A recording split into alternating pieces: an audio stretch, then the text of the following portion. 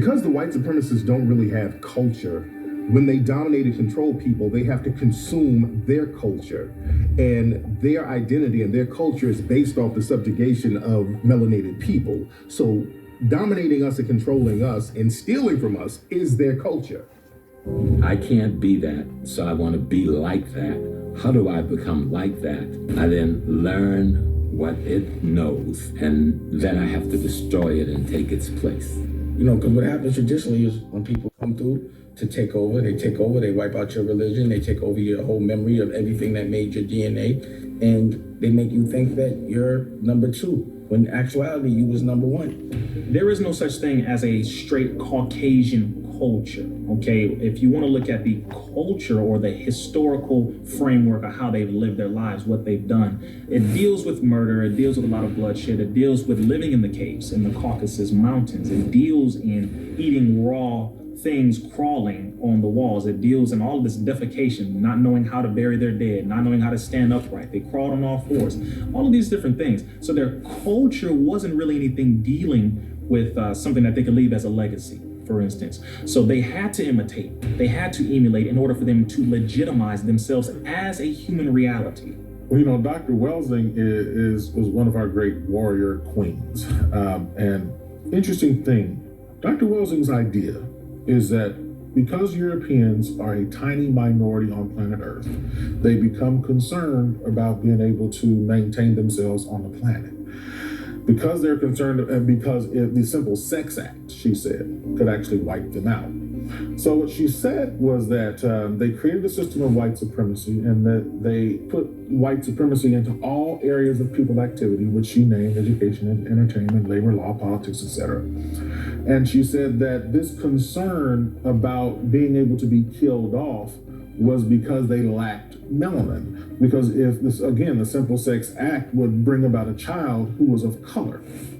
So what Dr. Welsing was saying is that they consume these dark things like chocolate and coffee to sort of make up for the missing melanin that they don't have. There's a book called The Delectable Negro that documents the cannibalizing of Black people, especially during slavery. It talks about how in white European culture, the white supremacist culture, that they've always had this thing about literally consuming Black people, Black flesh. During slavery, when they had the big rebellion with Nat Turner, he was cannibalized after they killed him. They ate him. During a lot of lynchings, they would cook and barbecue people, and they would actually eat the people that they would lynch. So this was something that was a part of the white supremacist culture, consuming us literally. Because they know you are what you eat. So if a white man eat you or eat me, he believes that he becomes us. And I know it's strange because I conquered them, but I'm going to devour what I've conquered. I mean, a lot of the mummies that was taken out of Africa was taken to Europe and sold, and they used it as medicine, and they used it as aphrodisiacs. They ate our dead people's bodies. And cannibalizing us is nothing new. That whole concept of cannibalism comes from Europe. You don't find any instance of cannibalism in Africa or Asia. Culinary industry, eating children has always been famous with them. That's why people eat eggs. Egg is the fetus of a chicken, unborn chicken. You eat it. That's why they eat lambs, unborn lambs, tender meat, and all that sort of stuff. They've always went after the children, in animals and in people. This is part of the European culture. Yes, they do it. They do that right now. Those are considered delicacy among certain high groups of Caucasians to eat the black man's heart or his brain. All of those were designed to try to get your strength any kind of way they could. So they felt if they ate your heart or they ate your brain, that they would be able to gain your strength in that way. Listen, we're living in a country right now where 44 of the 50 states still allow the eating of cats and dogs. People don't talk about that because we put that on the Asians. Oh, they eat the cat and dog. No, they're not the only ones. You got white people all over this country that's eating cats and dogs, and that's why the law is on the book. That's 44 states. It's still legal to eat cats and dogs. And you know how they love their pets. But they eating them. The central issue here is not the cannibalism itself, it's just that they prided themselves on certain parts of the body. If you defeat your enemy, you eat their heart. And today they give a purple heart to soldiers coming out of cannibalism. During the Jim Crow era, they would have foods that would be associated with black people. We see the remnants of that now. We see like Aunt Jemima pancakes and Uncle Ben's rice and all that. But even back then, that was very popular of having black people associated with all these foods and black people on the boxes of all these foods. Not just because black people were the cooks. We assumed that they would have black people on these products because they cooked the products. But they had things like nigger head oysters because they said the oysters' heads look like black people. They had nigger babies candy, this chocolate candy. They had Brazil nuts, which were called nigger toads. So this was something that was real popular in the white supremacist culture, relegating black people to edible products in order to consume symbolically and literally black flesh. Our bodies are so robust and strong, and our memory is intact, and we can do things that they had never seen any other human being do before. So they thought, well, if I consume him or her, I will be able to do everything that he or she does and possibly better. Certain Europeans, they believe that certain body parts harvested certain energies, like power or courage or ferocity. So it was no thing to kill a lion, to eat its heart, if I believe that the ferocity of the lion is in his heart. So I'll eat the lion heart, and then I'll call myself Richard the Lionheart. I'm ferocious. I'm powerful, like that lion that I devoured. And cannibalism is nothing new to the European. In fact, if you go to Germany, this is an absolute fact, you can look it up. You can legally eat somebody so long as that person consents to it. It's a fact. Look this up. In Germany, you can legally eat someone so long as the person being eaten consents to it. Now, when you see a law like that, then you have to consider, is the germ man a germ man? Is he a germ man? Is this guy a manifestation or a man infestation? Around 1885 to around 1908, the Belgians, they forced Congolese men to harvest rubber, ivory, and diamonds. And they had quotas. And if they did not meet that quota, the wives and the children of those men would have their hands cut off, and sometimes their feet too. After King Leopold had his people chop off the hands of African people in the Congo, in Belgium, they made it a practice of selling these chocolate hands that they would eat. So there's always been this culture within white supremacy of consuming blackness in the most vile ways. Okay, now today you have what? Organ trafficking, organ harvesting. Why? Because our organs still to date still prove to be the most functional. They resist diseases at the highest rate. They will keep you living longer, a whole lot longer. So everything dealing with our organs, our spirituality, us as a people, genetically, biochemically, they attribute it to everything dark, from the clothing to the food to the coffee. All of it, everything dark. I have to take it because it will make me more powerful. I don't want nothing white. See, we want white. As Brother Malcolm said, you want to integrate your coffee with a little bit of cream. It'll go down easier. See, because that black is a little too strong, it's a little too harsh. No, they like black coffee. They want it straight black. White women want straight black. Now, we're aware that during slavery and Jim Crow, the white supremacists would cannibalize black bodies. Now, let's fast forward to a couple of decades ago. You had somebody like Jeffrey Dahmer. Now, Jeffrey Dahmer, most of his victims were black men, and he would dismember their bodies, and he would literally cook and eat the bodies of these black men. What's interesting about Jeffrey Dahmer, not only was he cannibalizing and dismembering black people, Jeffrey Dahmer worked at a chocolate factory in Milwaukee. So it was his desire for blackness and chocolate and melanin. It was not only symbolic, it was very literal. So he was the only one who really got caught in modern times. How many other people? He was a military man too. And I truly, sincerely believe that all of these murders happening with the police and all these different things, they are organ stealing because white people are dying out. The United States Census Bureau stated that by the year 2032, America will be a majority brown country. And what does that mean for me if I'm white? That means I need to do something right now so I can live as long as possible. Hence why most of them are trying to switch to a healthier lifestyle. They're trying to go vegan, vegetarian. They're trying to exercise more. They specialize in eating us. A lot of us were sold just as culinary things during the slave trade. But we just focus on this chain and stuff, but a lot of us were just good eating. And a lot of Europeans got in the slave trade for the eating. Yeah, they cooked it. They were actually cooking black people.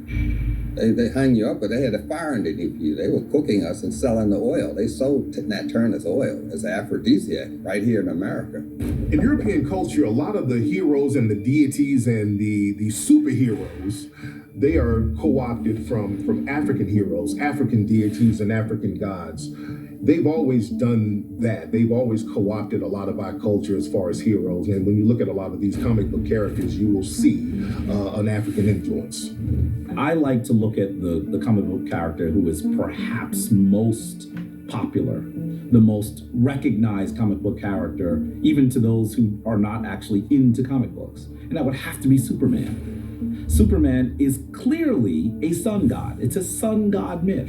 He gets his power from the sun. And in fact, as things move forward and this mythos around Superman moves forward, some people might be surprised that the patron deity on Krypton, the place where Superman comes from, his name is Ra. Clearly they're referencing Ra or Re, the Kemetic deity. When you look at a lot of white superheroes, a lot of them are based on the myth of the Norse god or the Aryan god or the white supremacist deities. Like Superman, a lot of that came about during the eugenics movement.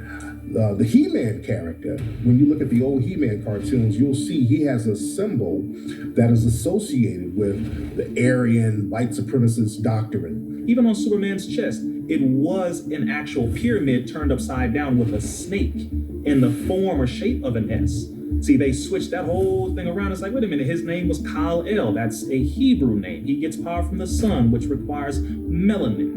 That means you have to be black. The story of Pinocchio, it took a turn around the turn of the century, around 1900. This was after the Italians had a war with King Menelik of Ethiopia, and they lost against these African people. So the Italian people wanted to get literary revenge. So what they did with the Pinocchio story, they created a comic book where Pinocchio went to Africa.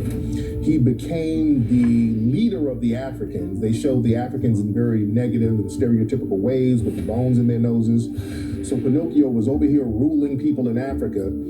Pinocchio ended up painting himself black, then he got enslaved, and then he washed the paint off, and then he swam back to Italy. So these racist type of narratives were actually taught in school. The first place that this woman warrior is referred to as Amazon is not in the Caribbean, not in South America, but in Dahomey by the French, who have invaded there and get their behind kicked by an army of women. And it wasn't that these women were big, extraordinary women. No, they were just as beautiful and exotic as any African women, but they were trained to fight and defend their nation state, defend their culture, and defend their integrity. The Wonder Woman myth was based on the Amazonian women of Dahomey. The writer of Wonder Woman, William Marston, he was the creator of it. So he got the myth from the Amazon women of Dahomey. These women were the ones who beat the French. When the French went to Africa, these Amazon women beat the brakes off the French. The French had to go back to France and say, hey, look, we got beat by these women. And in order to justify it, they say, yeah, we got beat, but these women were 10 feet tall. They were huge. So the myth of the giant Amazon woman was born out of that. They moved that myth over to Greece, saying that the women were these big Greek women with superpowers. And so that's where Wonder Woman comes in. Now, the person who created Wonder Woman, William Marston, he was connected with Margaret Sanger and the eugenics movement. As a matter of fact, one of the women that William was dealing with was Olive Byrne, who was Margaret Sanger's cousin. And Margaret Sanger was the woman who created Planned Parenthood and eugenics, and she wanted to sterilize black women. So there's always that little connection there. In one of the Wonder Woman cartoons, they had a very racist comic book episode where Wonder Woman went over to Africa, and these African Bushmen were chasing her around, and the African Bushmen were somehow connected with the Nazis. They had swastikas on their loincloths. And there was a lot of rape innuendo, and there was a lot of sexual undertones to this comic book. And they were sending these little subliminal messages to each other that there's this black threat against white women being sexually involved with black men. So the Wonder Woman cartoons really touched on that. Even the creators, Stan Lee and others, will tell you, Jack Kirby and those folks that were really controlling and telling X-Men stories in the 1960s, they will tell you that they were actually drawing a commentary on the modern movement for freedom for African Americans. So on one hand, they depicted Charles Xavier, Professor X that many know him as a Martin Luther King type character. Someone who actually wanted to have freedom for his people, but did not want to take overly militant actions to fight for it. And then when they depicted the Magneto character, Eric Lyncher, they decided that they were going to make him sound like he was a revolutionary. And so you actually hear those people that told those initial stories say they were contrasting El-Hajj Malik El-Shabazz, Malcolm X, and Martin Luther King. Another comic book character that many people believe is inspired by African deities is the comic book character Thor. Thor has the hammer and the lightning, and that's based off Shango, the African god that had the hammers and the lightning. Another comic book character that people believe is based off West African deities is Wolverine. Wolverine has the metal hands. Many people believe that that is based off of Ogun, the West African deity, the god of metal, the god of iron. In the comic book series Wolverine, Wolverine's teacher is named Ogun, so it's not a stretch of the imagination here. White folk are comfortable talking about social commentary when they're able to abstract it. We see something similar as Star Trek, which is a very popular series with an absolute cult following even today.